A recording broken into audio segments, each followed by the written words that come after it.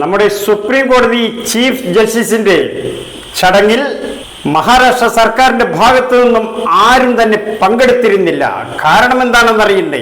അദ്ദേഹം കീഴ്ജാതിക്കാരനായിപ്പോയി, അദ്ദേഹം മേൽജാതിക്കാരനായിരുന്നില്ല എന്ന് തന്നെയാണ് കാരണം. അപ്പോൾ നമ്മൾ ഇന്നിവിടെ പരിശോധിക്കുന്നത് ആരാണ് മേൽജാതി, ആരാണ് കീഴ്ജാതി എന്നുള്ളതാണ്. മേൽജാതി എന്ന് പറയുന്നത് സാക്ഷാൽ ദൈവത്തെ മാത്രം അംഗീകരിക്കുകയും ആരാധിക്കുകയും നേരെ മറിച്ച് മനുഷ്യ സൃഷ്ടിയായ ഒരു വസ്തുവിനെയും ആരാധിക്കാതിരിക്കുകയും ചെയ്യുന്നവനാണ് മേൽജാതി. അല്ലാതെ സമ്പത്തുള്ളവൻ, വിദ്യാഭ്യാസമുള്ളവൻ, തറവാടിത്തമുള്ളവൻ ഇത്തരക്കാർ മേൽജാതി ഗണത്തിൽ പെടുകയില്ല.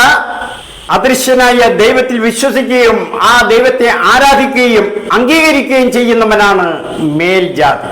അവർണനെന്നോ സവർണനെന്നോ വ്യത്യാസമില്ല. നിലപാടുകളാണ് ഇതിൽ മാനദണ്ഡമാക്കുന്നത്.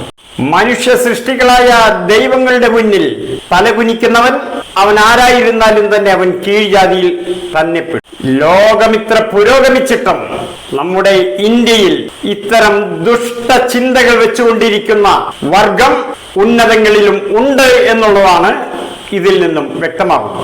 സംശയമുള്ളവർ ബിലാലിന്റെ ചരിത്രം പഠിക്കുക. ഉണക്കമുന്തിരിയുടെ തൊലി പോലെ കറുത്തിരുന്ന ആ ബിലാൽ എങ്ങനെയാണ് മേൽജാതിക്കാരനായതെന്ന് പഠിക്കുക.